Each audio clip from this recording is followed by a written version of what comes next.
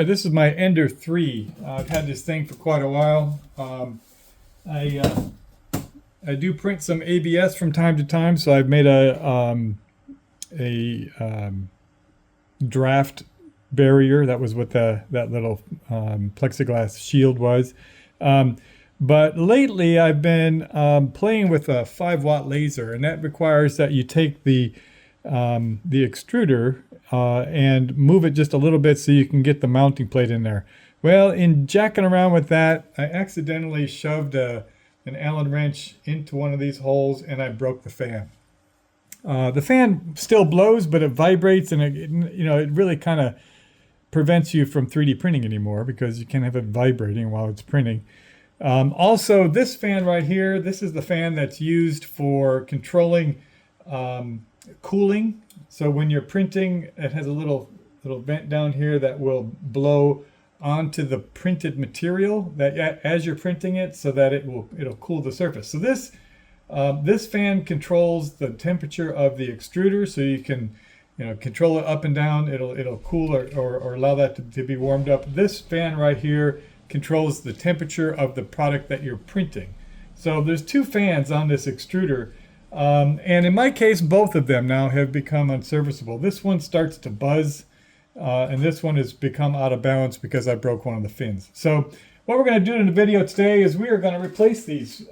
These fans are available for replacement on Amazon. You can get them from Creality. They're really inexpensive. I think this kit was like, I don't know, $6 or $8. It was very affordable. And so we're going to go through the process of what it takes to replace those fans. Now, I'm not going to do the method that they recommend, where you take this entire wiring loom and you disconnect it all the way back to the control unit, and you lift the control unit and you remove the wires from the control unit. That's not the method that we're going to use today. If you look at this little fan, it has a small connector, right? And so you really don't need to run this all the way through the loom. You can actually connect it at that little small connector. On the other fan, this outside fan, it has just a single wire that goes all the way around. But I think that if you look at the way that this is wired, we can probably just run it back a little ways, solder it onto the existing loom, and run a little bit of some heat shrink on there to keep it insulated. And we shouldn't have to disassemble everything just to replace a couple of fans. All right, so let's get this thing disassembled and get started on this task. All right, so with the unit turned off, there's no power to anything, nothing's hot. We're going to go ahead and disconnect these 2. There's a screw right here on this top shroud. This is actually the method that I use for putting the laser on. I have to loosen this shroud. You don't necessarily have to take it off, but it was in the case of me moving this shroud around. You see how I've got the tool like this? I went in and touched the fan. So I just have to be a lot more careful with that in the future. Moving the laser back and forth. So anyway, you need to take these 2 screws off, and that will allow that fan to come loose from the shroud.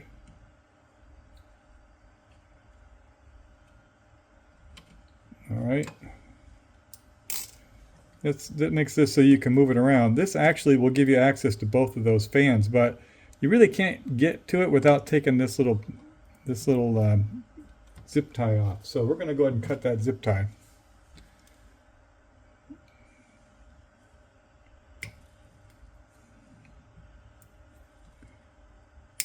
There we go. We're going to replace that zip tie when we get to the point where we're doing that. I'm also going to take a couple more off here just to give me some more room to get it off of this extruder. This is the tube where where the product goes through, where the filament will go through this tube on its way to the extruder. Now, the other thing we want to have to do is go ahead and pull this extruder off. This unit, I'm actually going to replace this little rubber boot too while I'm at it. They're very affordable. You can buy those on Amazon as well.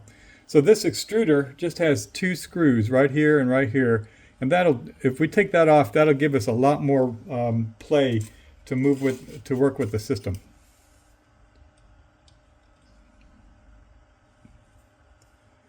Same size connector. Just a little bit longer screw.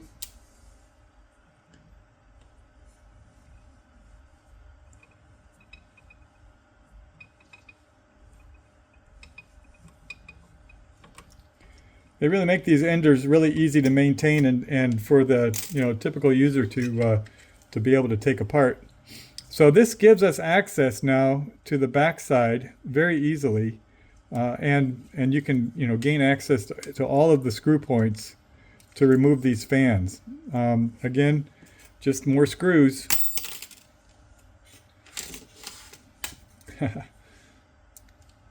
Same size Allen wrench.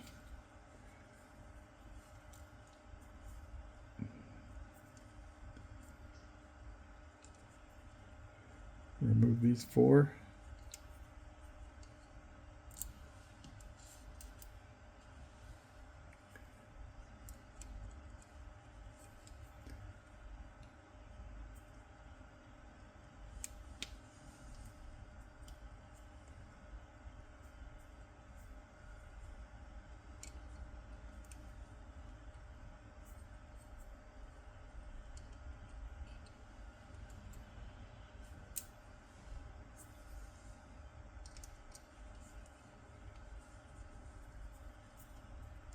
All right, making progress here.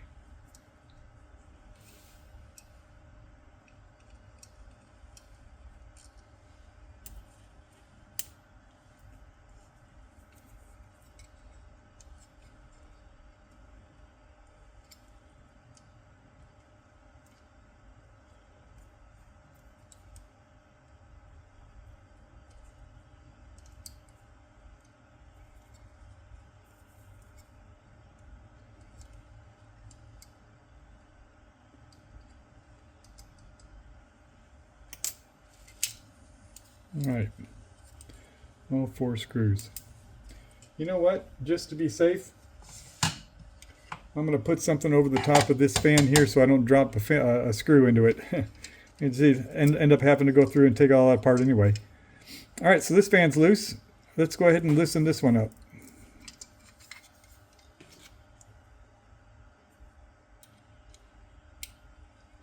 This is a smaller Allen wrench, which I happen to have right here.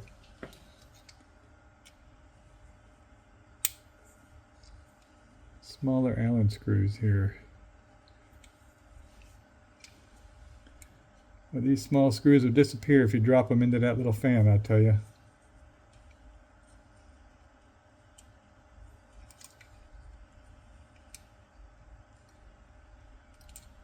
All right.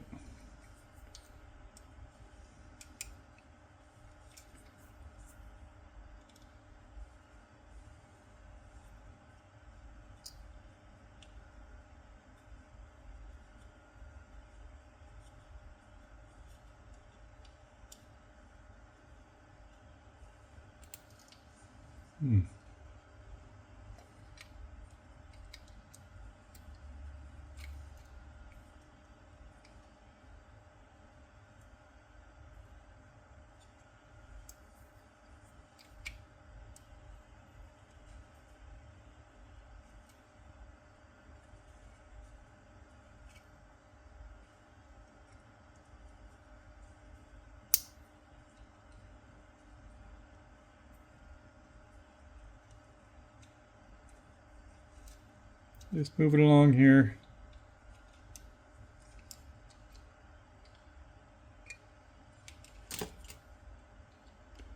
Okay, so important note here. This little vent fan here, this little vent for the fan, kind of gets connected. If I want to kind of take a note, the orientation here. There's an opening here, and there's no opening over here. You can see there's a thicker section right here. This will go right in like that. Also, if you were to compare the length of the screws that connect on these ends are smaller than the screws that connect with this fan shroud here. So just FYI, take note that the screws are a little bit longer for this portion when you're putting it back together. Here, let me demonstrate that for you. Here's the longer screw, here's the shorter screw. So there is a difference, just so you remember when you're putting it back together. Okay. All right, so if I'm to believe that this fan has a connector, I would be able to find it, and there it is right there inside the wiring management. So let's go ahead and cut this little retainer off. All right.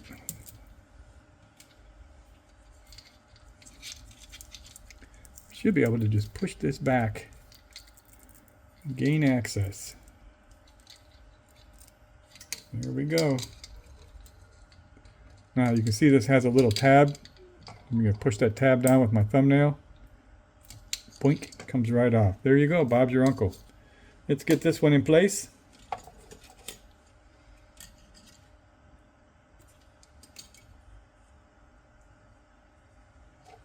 Same little deal. Click, just like that. All right.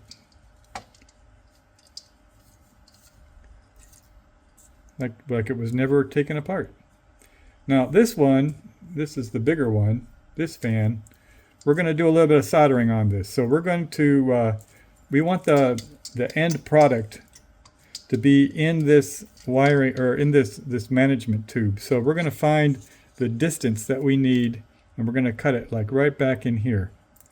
So we're going to pull this out, and we're going to snip this right in this area, right in here.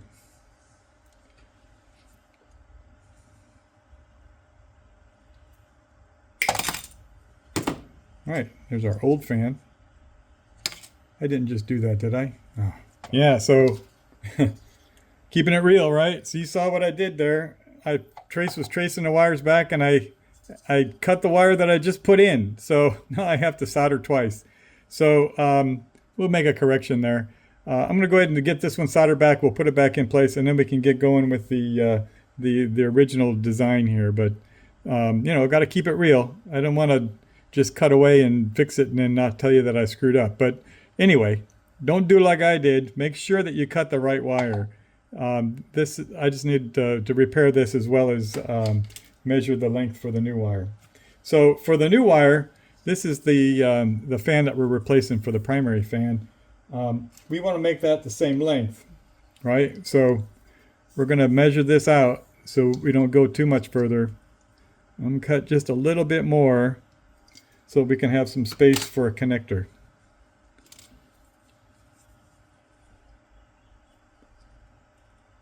All right. So now the trick is to make sure I don't confuse which fans are which. This is my old fan. This is my old fan. It still has a connector. That's not going to be hard to figure that one out. All right, so we're going to get busy on some soldering. Let's move the camera to that station. All right, so let's fix this little error that I had here. Anytime you're dealing with shrink wrap, you have to kind of plan ahead. Or the heat shrink material. First off, I want to just recommend this. I got one of these little libraries of heat shrink at Harbor Freight. It gives you all different thicknesses and diameters. So it's really helpful if you have any kind of electrical work that you do. I highly recommend just going down and getting one of these. They're very inexpensive. All right, so what we're going to do is we're going to solder these back together, and you can see I've exposed the wires, but I've cut them at a little bit of an offset. Now what that's going to do is once I get them connected, there's no way that they're going to touch. We're going to put a heat shrink on each of these individual, and then we're going to have another heat shrink that's going to go over the entire fix all together like that. So we have two different sizes of heat shrink, and I've gone ahead and cut them, pre-cut them to size. I'm going to put the big one on this end, so it's all ready and waiting for me to do my thing. And then I'm going to take these little ones and put them individually on each of these union points. And we can get the solder rolling and start melting some solder. Now the trick with these heat shrinks also is you don't want them to get too close to the work because they'll shrink prematurely. And so that's just kind of a consideration. You see, I've got plenty of room to work here without them getting affected by the heat. The other thing to consider is not to mix up the wires. If you get the red on the black, the controller is going to be blowing the fan the wrong direction. So, make sure that you match the black up with the black and the red with the red. And when you get it all together, everything should line up, and then we'll do the heat shrinking. All right, let's get this solder warmed up.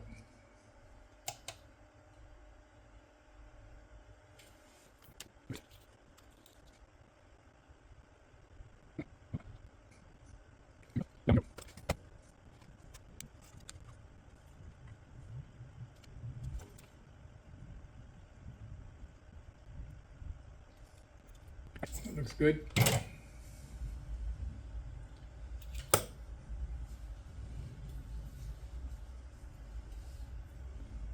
So let's get these heat shrinks engaged.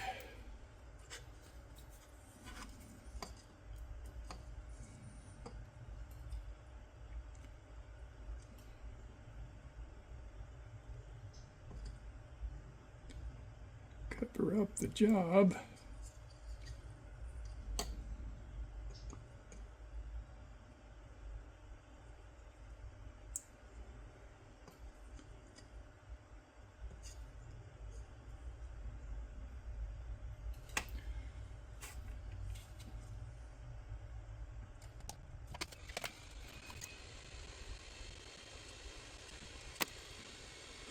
All right, we'll just slide the big one over the little ones.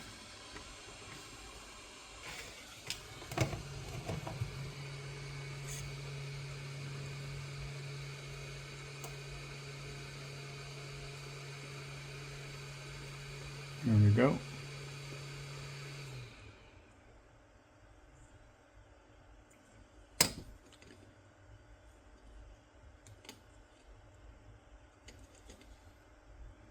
Frankly, just having those little ones is probably enough, but I just want to make sure I get a good seal. I don't want to have any problems with this in the future.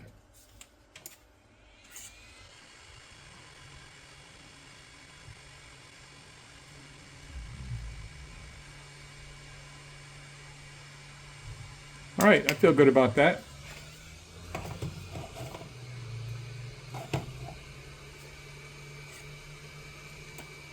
See a good connection in there. Black on black, red on red, got a good seal. It's still pretty flexible. All right, rinse and repeat. Let's get that done with this big one, the other fan, and get that connected directly into the wiring loom. That might pose a little bit more of a challenge. All right, so for this next little operation here, since we don't have the freedom of having the cables wherever we want them, I'm going to work right off of the build plate. I've extended it all the way forward. I got my little helpful hands, my little alligator clips holding the wires in place. You can see I've already got the smaller heat shrink there and the larger heat shrink there. I've taken the wire management coil and pushed it back quite a ways and taped it off so it's not going to be give me any problems. So let's go ahead and get this thing melted.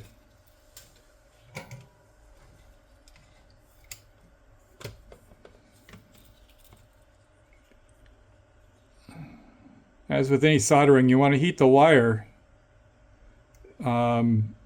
first and then introduce the solder on the wire. That way it'll integrate all the way through. Whoop, got a little bit of a nudge there. Let's start that over. There we go. All right, heat the wire.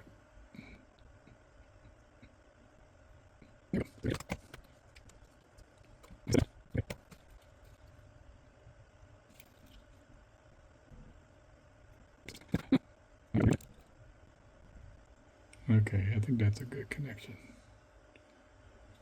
Okay.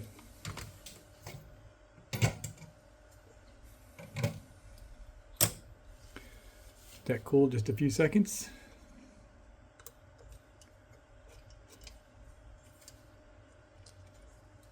All right, so I think that this exercise is just basically proven that you don't have to disassemble the entire machine just to replace these wires. It's certainly feasible to go ahead and solder them into place. If you don't have a solder gun, then all you have is a screwdriver, then sure, disassemble everything. But if you do have the ability to solder and shrink wrap, this I think is a lot easier solution. Let's go ahead and shrink these things up.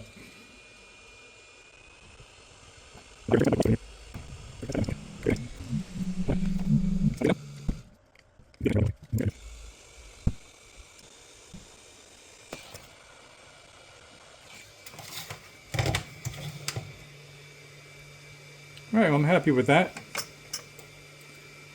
That's a nice fit. The advantage to soldering versus using connectors is, I mean, obviously you can tell the thickness of the connector here versus the thickness of the soldered connection. The connectors do take up quite a bit of space, and you are limited to how much you can put in this cable management. So hopefully that's a good solution. Let's go ahead and get this thing put back together and fire it up. All right, so we're going to do this in reverse order, starting with the cooling blade, the cooling fan. This is again the fan that's used when it's cooling the material, the filament, and this is the fan that cools the extruder. All right, so we're going to start with this one, and remember there are there's an orientation here. You can see that there's no openings, no openings, no openings, and then there's an opening. And that's where this thing gets slid into. All right. So we're going to slide this in just like that. And you can see the holes line up. And when you set this in, all right, yeah, so it got turned around. All right, so when it's mounted, it'll be mounted like this, right? Name up, 2 little buttons right here. This fan is mounted on the outside, and the outlet comes out right here, right? So we want to start with the larger screws. When you look at the black screws that came off of this, the larger screws go on this bigger section, and they will go into this first connector hole right there. These had a smaller Allen screw, but they should go in pretty easily. There you go. I'm just going to get it started a few threads and then move on to the next one. Get things lined up. You'll be able to feel it. It'll pivot around. Get it into the hole. Right about there.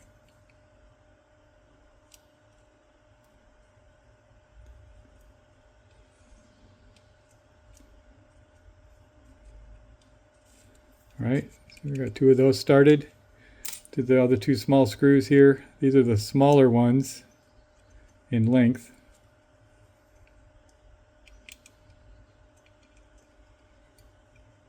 They should pretty much line straight up, but because we didn't tighten the other ones, you can still move it a little bit with your thumb back and forth.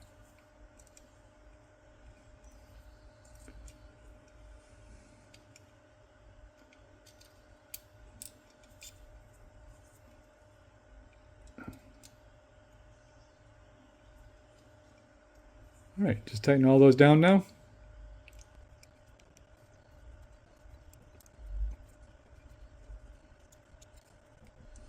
Okay, so you can see the outlet right here can blow the air on the filament as it's cooling, and everything is in its proper place. All right, so let's put this next fan in here.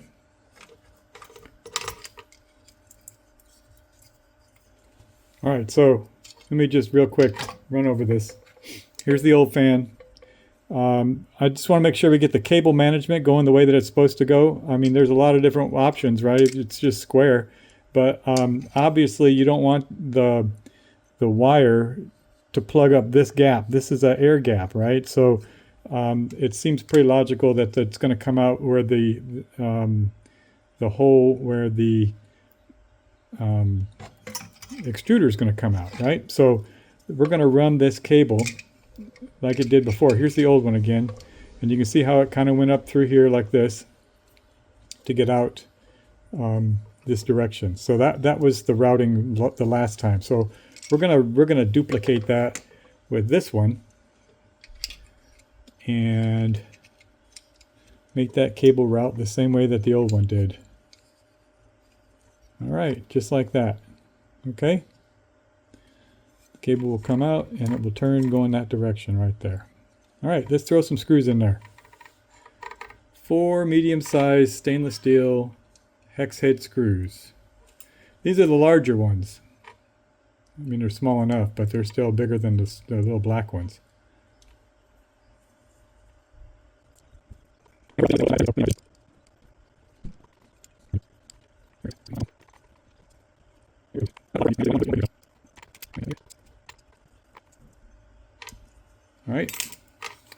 All right, so there we go. Everything is where it needs to be. Now, all we need to do is install this extruder back where it goes. You can see I've already put a new rubber boot back on there. See the new rubber boot?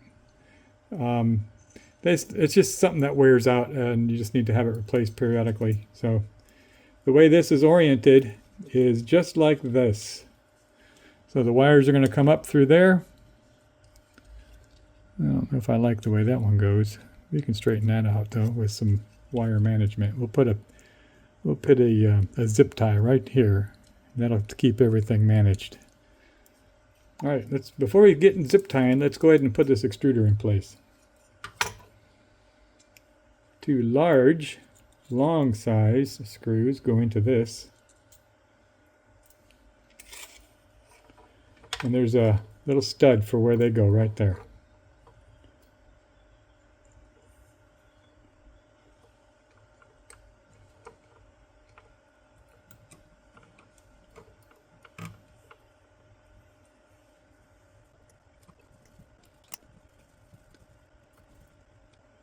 All right.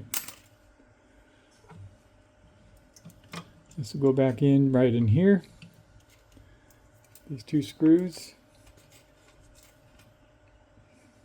If you have the laser module, you'll be used to tightening these screws. The trick with them is just to get them through the hole and then you can move it around. Get it a little loose. Do the same thing with the other one.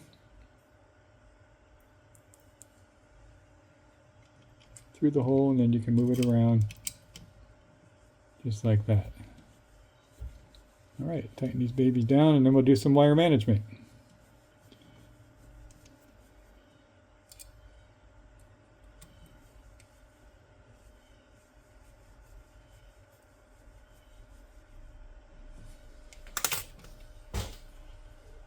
I gotta go get some zip ties. Oh, I got one right here. Okay. A small little zip tie we're gonna put right here, straight off.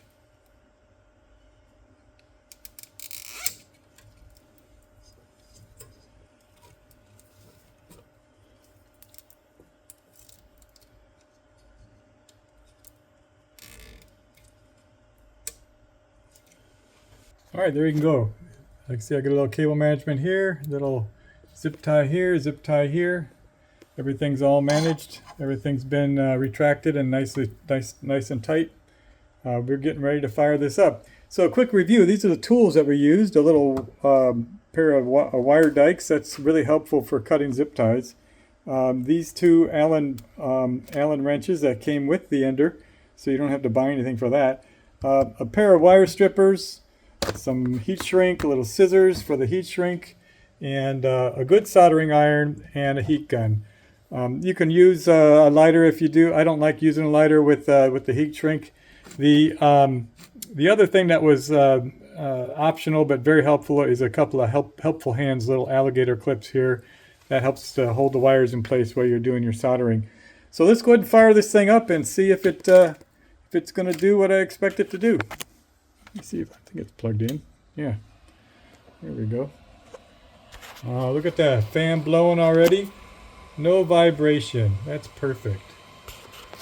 Now you can see this fan over here is off until I set this to preheat. Oh, let's do this.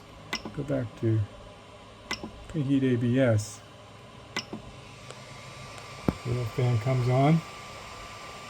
No vibration, no noise, everything's good. All right, so I think we're golden. This is the installation of replacement fans on the extruder, or the hot end, of an Ender 3. If you have any questions or comments, throw them in the comment sections. I usually answer those pretty quickly. If you haven't already done so, please do subscribe. Share my channel with all your friends. Cheers!